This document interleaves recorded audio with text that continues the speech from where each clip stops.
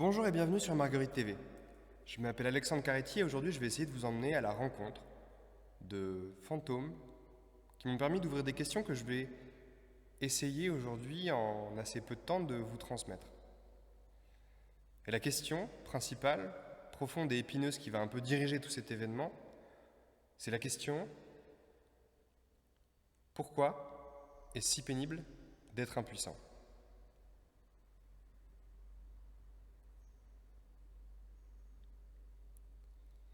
Mais avant de se lancer dans le dur de l'impuissance, j'aimerais vous parler d'abord de quelqu'un qui a été, en un sens, un peu à l'origine de cette question et des questions qui tournent autour. Cette personne, c'est Marguerite de la Rivière.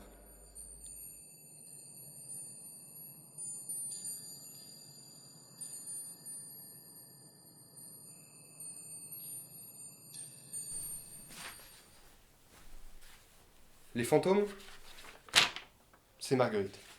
Marguerite, c'est mon fantôme, avec qui j'ai passé le plus de temps.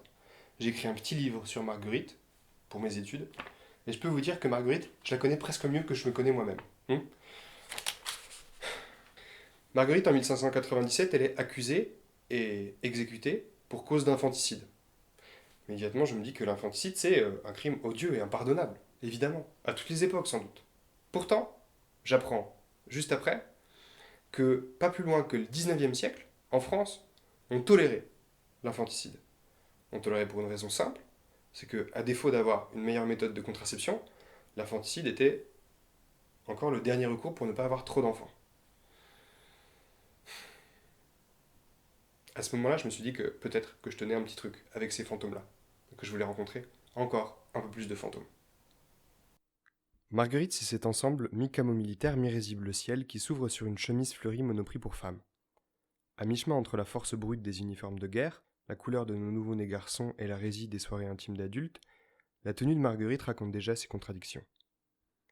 C'est également ce porte-bébé transformé en porte-écran pour le temps de l'exposition, pour diffuser le film de la performance Marguerite.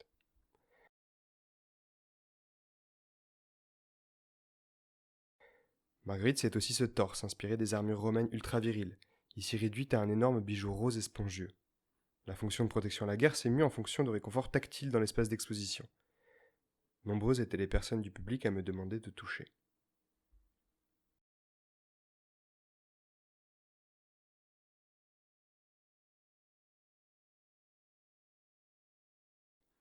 Marguerite, c'est encore ce pommeau d'épée où la lame est absente, où l'outil d'agressivité a tout à coup régressé à un statut d'objet décoratif, inoffensif.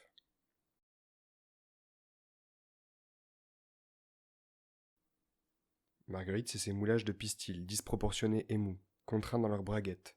Ce sont des pistils de lys, le symbole de la royauté française, et du pouvoir divin, ici réduit à deux membres inactifs et restreints dans une pochette braguette inspirée des rembourrages des costumes du Moyen-Âge qu'on portait au niveau du pubis, comme accessoire ostentatoire de la virilité.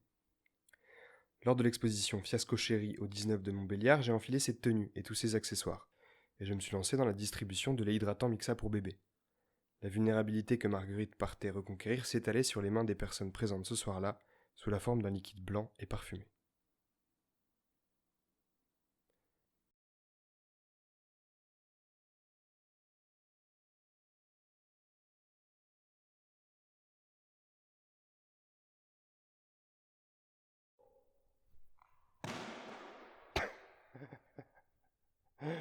Oups. C'est très bien pour parler de ce dont je vais parler. J'allais dire que dans un monde où le succès et la réussite est un peu un objectif à atteindre dans la vie familiale, professionnelle, financière, tout ça, je trouvais pas très intéressant pour cet événement de s'intéresser à la réussite et aux choses qui se passent bien.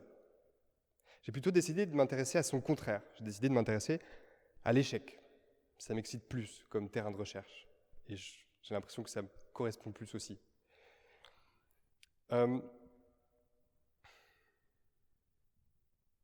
et donc, est arrivée la question assez simple de savoir comment je fais pour travailler sur les masculinités et l'échec en même temps, sur le même projet. En fait, c'est très simple. Je vous l'ai annoncé au début. J'ai décidé de m'intéresser et de creuser des terrains et des questions qui sont en rapport avec un enjeu personnel assez fort, l'impuissance sexuelle.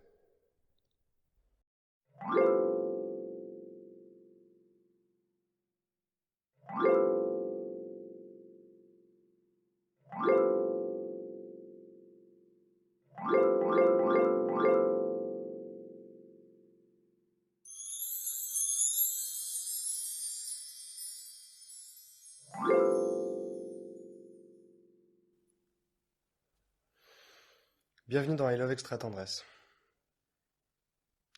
Je suis impuissant, sexuellement parlant. Pas toujours, hein, c'est périodique. Et je crois que je commence à entrevoir un peu les implications que ça suppose. Je me demande si je n'avais pas été impuissant, est-ce que je me serais posé ces questions sur comment est-ce que je fais pour être un garçon? Honnêtement, je crois pas, hein. Franchement, je pense sincèrement que ça a été une chance, ça a été une bénédiction d'être impuissant.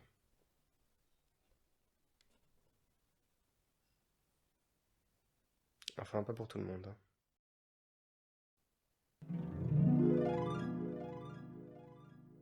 10 janvier 1863. Publié dans le Journal des connaissances médicales pratiques. Mutilation volontaire causée par l'impuissance. Le journal anglais Lancet raconte qu'un de ses compatriotes, âgé de 45 ans, veuf et atteint de spleen, se remaria avec une jeune fille. Et ne pouvant accomplir l'acte conjugal par atonie des organes génitaux, en ressentit un si vif chagrin qu'il s'arma d'un couteau de table et exécuta l'excision complète de tous ses organes génitaux. Porté à l'hôpital Saint-Georges, les pièces de conviction furent retrouvées dans la poche du mutilé. Un cathéter placé dans l'urètre et un pansement méthodique arrêtèrent l'hémorragie, et le malade sortait de l'hôpital, guéri, un mois après.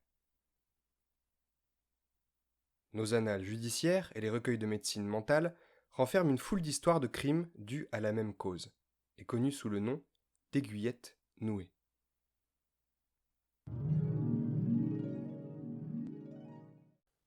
Je crois qu'au fond, je comprends comment il en est arrivé là. Enfin, je comprends. Je crois que je saisis un peu le trop-plein dont il parle. Cette sorte de mélange de pression sociale et physiologique, là, qui donne l'impression que notre désir sexuel va exploser si quelque chose n'est pas libéré, et qui en même temps donne l'impression que notre ego va se ratatiner comme un petit raisin sec. Je crois que je vois un peu.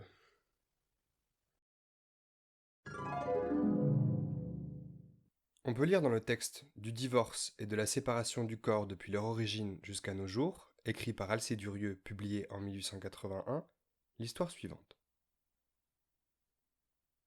En l'année 1653, René de Cordoan, marquis de Langeais, épousa Marie de Saint-Simon de Courtomère, petite-fille de M. Magdelaine, conseiller en la cour. Elle était jeune. Le sieur marquis de Langeais n'avait que 25 ans. On croyait ce mariage tranquille et heureux, jusqu'en l'année 1657. L'amitié qu'ils avouent l'un pour l'autre paraît par les lettres qu'ils écrivoient pendant que le sieur de Langeais étoit à l'armée. Mais bientôt après, elle voulut en avoir d'autres gages. Soit qu'elle lui apprit avec le temps ce qu'une femme doit attendre de son mari, soit qu'elle écouta les mauvais conseils de ses parents, comme on prétend. Toute sa famille fit ses reproches au sieur de Langeais de l'avoir abusée.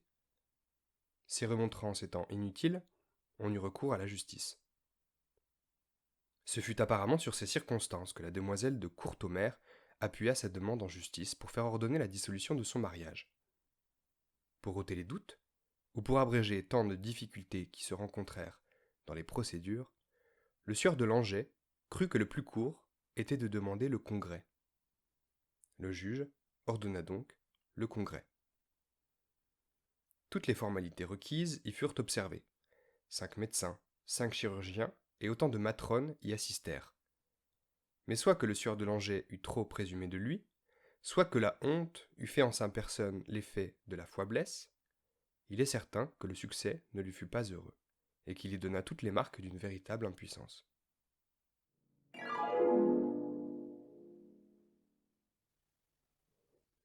L'épreuve du congrès, parce que c'est pas forcément très clair dans le texte, c'est une humiliation institutionnalisée.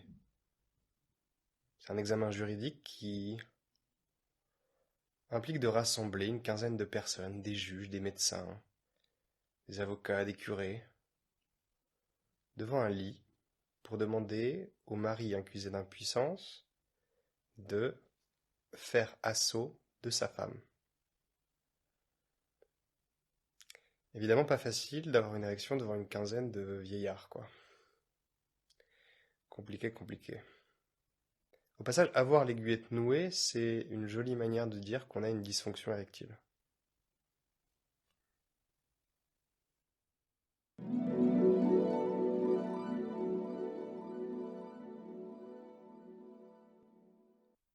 Le 1er juillet 1884, dans L'Abeille médicale, revue des journaux et des ouvrages de médecine, de chirurgie, de pharmacie. Un jour, on célébrait un mariage à l'église métropolitaine de Meaux. Un jeune homme du pays, qui regardait avec plusieurs compagnons la noce traverser la place, se permit quelques plaisanteries d'un goût douteux. Le surlendemain, il était dénoncé au magistrat comme noueur d'aiguillettes.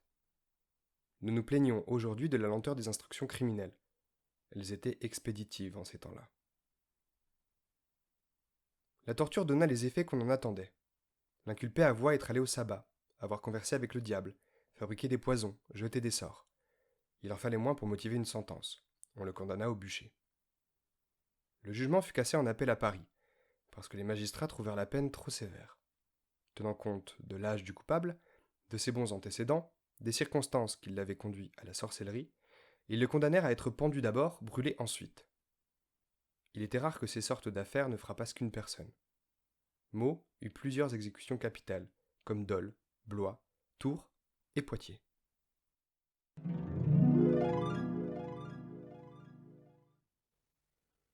Eh ben, c'est commode quand même d'accuser la sorcellerie quand on a des dysfonctions érectiles. Bon, c'est moins commode quand ça fait brûler un innocent sur le bûcher, quoi, c'est sûr. Enfin.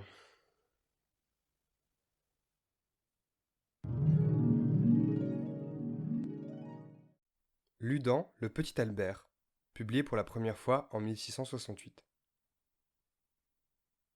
Pour nouer l'aiguillette. Allez la verge d'un loup nouvellement tué. Et étant proche de la porte de celui que vous voudrez lier, vous l'appellerez par son nom, et aussitôt qu'il aura répondu, vous lierez la dite verge de loup avec un lacet de fil blanc, et il sera rendu si impuissant à l'acte de Vénus qu'il ne le sera pas davantage s'il est toi châtré. De bonnes expériences ont fait connaître que pour remédier, et même pour empêcher cette espèce d'enchantement, il n'y a qu'à porter un anneau dans lequel soit enchâssé l'œil droit d'une belette. Contre le charme de l'aiguillette nouée. Les anciens assurent que l'oiseau que l'on appelle pivert est un souverain remède contre le sortilège de l'aiguillette nouée, si on le mange rôti à jeun, avec du sel béni. Si l'on respire la fumée de la dent brûlée d'un homme mort depuis peu, on sera partiellement délivré du charme. Si l'homme et la femme sont affligés de ce charme, il faut, pour en être guéri, que l'homme pisse à travers l'anneau nuptial, que la femme tiendra pendant qu'il pissera.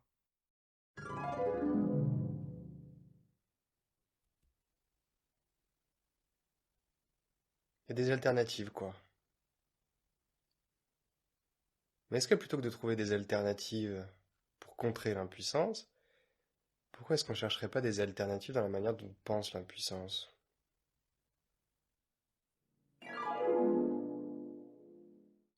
Dans Les Essais de Montaigne, en 1580. Les mariés, le temps étant tout leur, ne doivent ni presser ni tâter leur entreprise s'ils ne sont prêts. Et vaut mieux faillir indécemment, à entraîner la couche nuptiale pleine d'agitation et de fièvre, attendant une et une autre commodité plus privée et moins alarmée, que de tomber en perpétuelle misère pour s'être étonné et désespéré du premier refus. Avant la possession prise, le patient se doit à faillir en divers temps. Ceux qui savent leurs membres de nature docile, qu'ils se soignent seulement de contrepiper leur fantaisie.